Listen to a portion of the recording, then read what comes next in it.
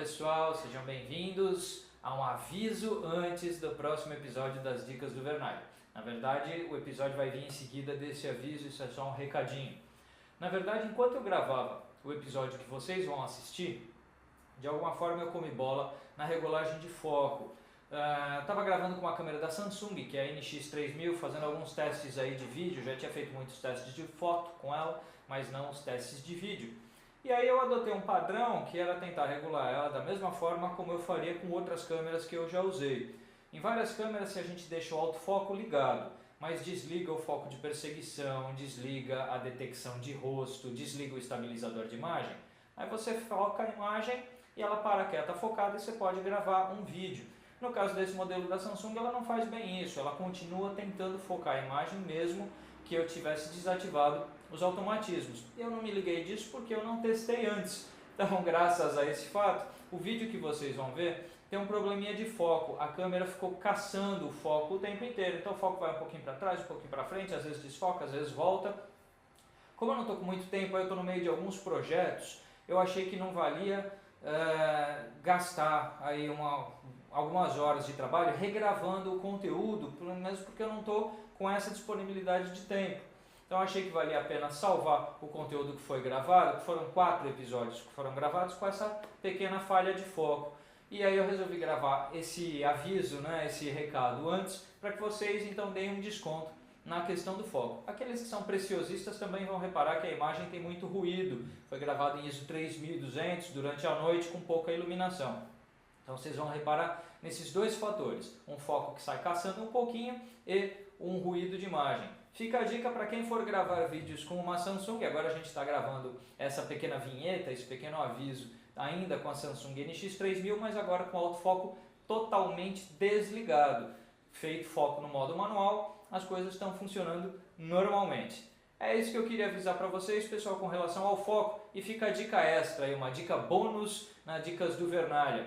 Dá aquela estudada no seu equipamento com um pouco mais de calma antes de gravar. Como é um vídeo aí, vídeo para a internet, que a gente grava, não é o fruto, não é com isso que eu vou pagar as minhas contas, legal, mas se é um trabalho a gente precisa gravar, verificar, se há um problema, corrigir e regravar. Então, fosse um trabalho comercial, a gente regravaria tudo, passa uma noite sem dormir e refaz tudo.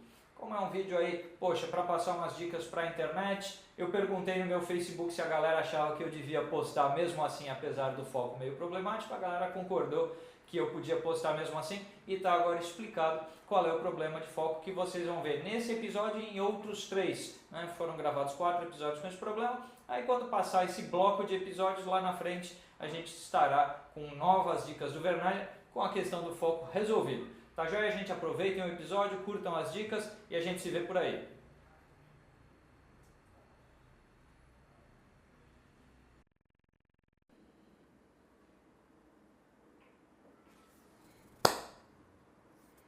Olá pessoal, sejam bem-vindos a mais um episódio das Dicas do Vernalha. Eu sou Armando Vernalha Júnior.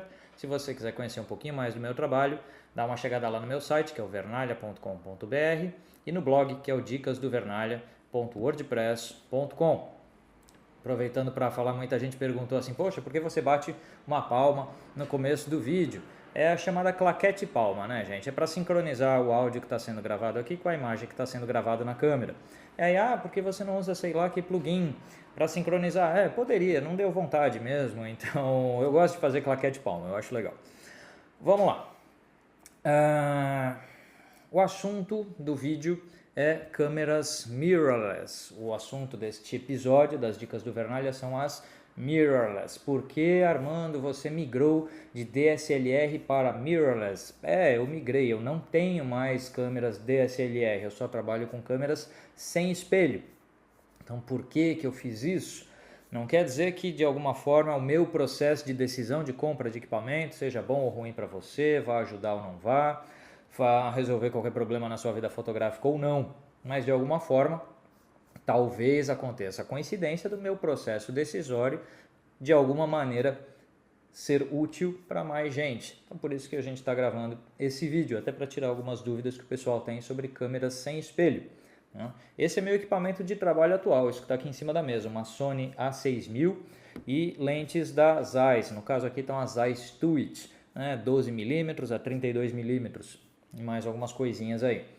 Às vezes eu posso alugar, por exemplo, a Sony A7, a A7S e alguma outra coisa. Inclusive, daqui 2 episódios aí do Dicas do Vernalha eu vou explicar sobre a Sony A7 Mark II. No próximo episódio eu vou falar dessa aqui, que é a A6000, por que eu resolvi trabalhar com essa câmera. Nesse, a gente vai falar das câmeras mirrorless, em termos de por que seria útil ou não para alguém trabalhar com uma câmera dessas. Vamos lá, por que eu fiz essa escolha? Aliás, só dando um outro recado antes de efetivamente começar, você que assiste os vídeos das dicas direto pelo YouTube, chega lá no blog, que é o dicasdovernalha.wordpress.com, porque às vezes, neste episódio não é o caso, mas nos outros em que eu vou falar de testes de câmeras que eu fiz, eu posso postar uma imagem em alta resolução lá no blog, para que vocês possam ver algo específico de uma imagem. Não adianta nada eu colocar a foto no meio de um vídeo, porque no vídeo você está lá com a imagem HD, Full HD, isso é baixa resolução, não dá para avaliar coisa alguma de uma foto que a gente coloca no meio de um vídeo no YouTube. Então, para evitar esse tipo de problema, eu vou colocar fotos exclusivamente lá no blog. O link da postagem específica desse episódio no blog está lá na descrição do vídeo, assim como o link do meu site. Tá? Então vocês dão aquela olhada na descrição do vídeo, porque os links estarão sempre ali embaixo. Bom, vamos lá. Por que alguém compraria uma câmera mirrorless ou por que eu resolvi comprar uma mirrorless para trabalhar? Vamos para começo de conversa lembrar que câmera é ferramenta, tá? Não vai fazer você virar melhor ou pior fotógrafo se você resolver usar a câmera X, Y ou Z. Na verdade, o bom fotógrafo, o bom diretor de fotografia, o bom cinegrafista é aquele que sabe qual equipamento vai render o melhor resultado dentro das características dele, de estilo, de técnica e tudo mais. Então, eu levei em consideração quem eu sou enquanto profissional de imagem para escolher uma ferramenta que fosse adequada para mim. Você tem que fazer o mesmo processo de análise para saber se a ferramenta é adequada para você. Nem toda câmera serve para tudo e para todos. Mas vamos discutir um pouquinho as mirrorless. Qual foi a primeira característica que eu levei em consideração para escolher esse equipamento? Capacitação técnica para foto e vídeo, porque eu faço as duas coisas, fotografia e vídeo. Então vamos pensar, tem câmeras mirrorless que são com sensor APS-C, tem as que são com sensor full frame. Mesma coisa nas DSLR. E os sensores de captura de imagem de algumas câmeras mirrorless são os mesmos que a gente encontra em algumas DSLR por aí. Por exemplo, essa A6000 da Sony que está aqui na minha frente usa um sensor APS-C de 24 megapixels da mesma família de sensores que equipa a Nikon D5500 e a Nikon D7200. Porque a Sony fabrica os sensores que a Nikon utiliza, as tecnologias são as mesmas e muda um fio que sai pela direita, na outra câmera o fio sai pela esquerda ou qualquer bobagemzinha dessa. Mas quando a gente fala um sensor de mesma família, é isso, é um sensor de mesmo tamanho, mesma linhagem tecnológica, mesma resolução e basicamente a mesma capacidade de produzir imagem. Sabendo disso, eu tenho dentro dessa câmera um sensor que é tão bom quanto aquele que equipa uma Nikon D7200, que é uma excelente câmera. Então, a capacitação técnica, ela se dá pelo hardware que está aqui dentro do equipamento.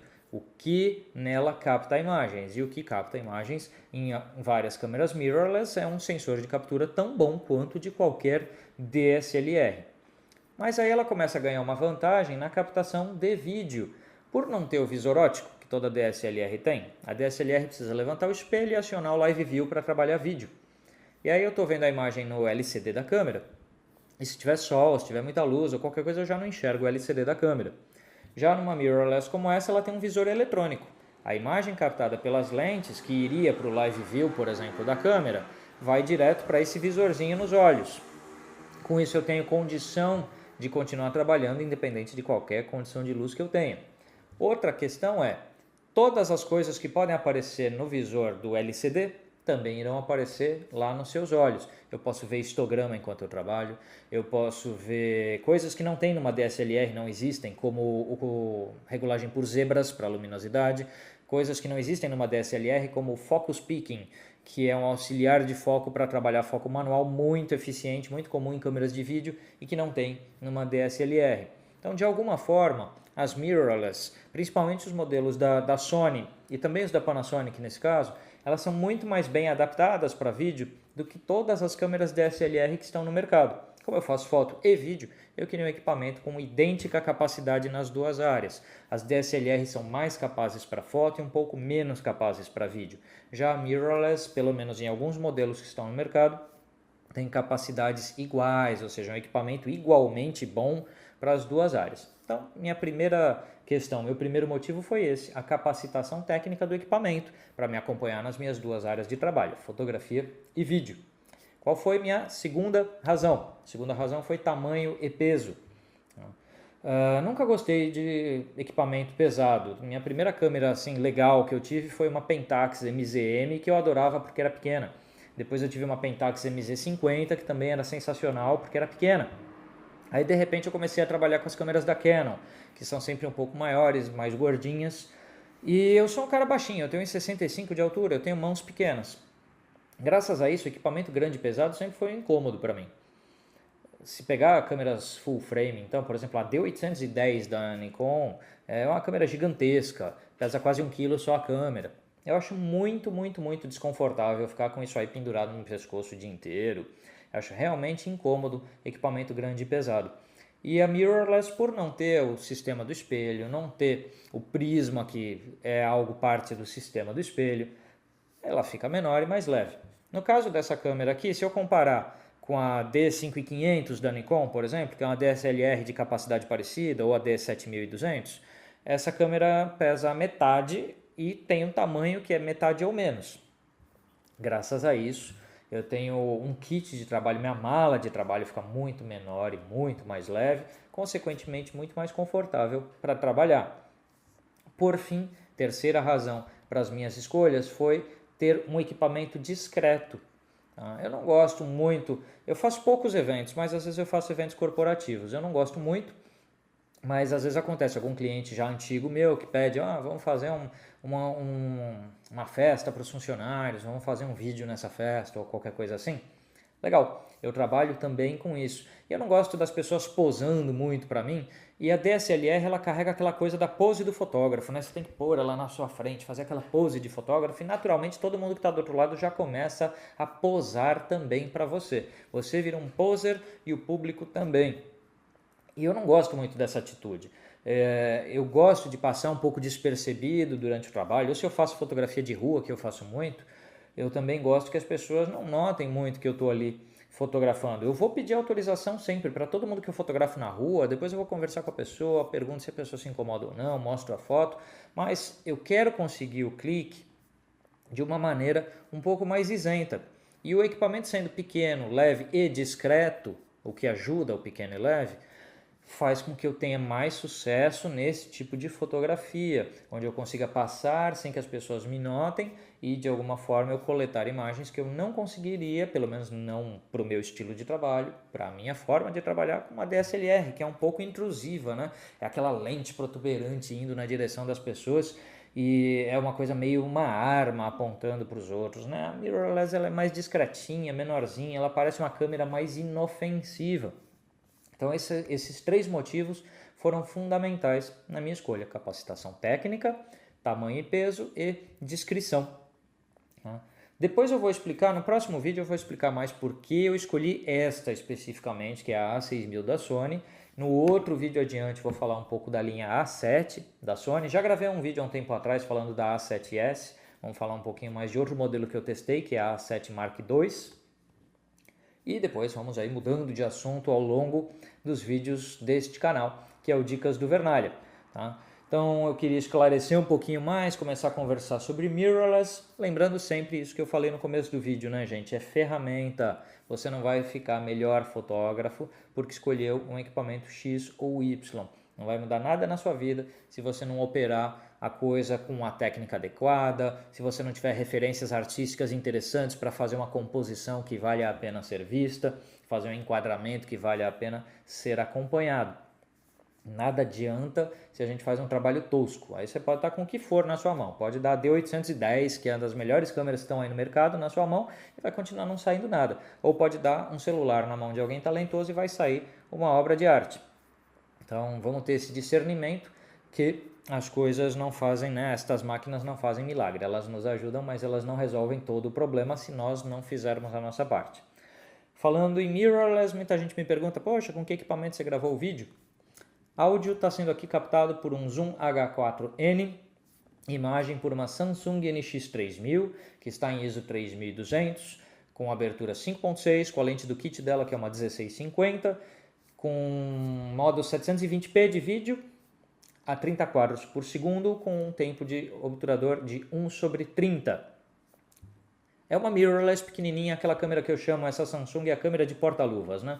Câmera que joga lá no carro, vai vai com você para todo lado, e aí você fotografa, aparece uma cena incrível, de repente próxima a você, a câmera está lá por perto, é uma câmera pequenininha e boa para fazer essas coisas, e também estou testando ela aqui para gravar as dicas do Vernalha. É isso aí, gente, pessoal. Dão uma chegada lá no blog, né, que é o dicasdovernalha.wordpress.com, e também dá uma chegada no meu site, que é vernalha.com.br. A gente se fala por aí, pessoal. A gente se vê nas próximas Dicas do Vernalha. Até mais!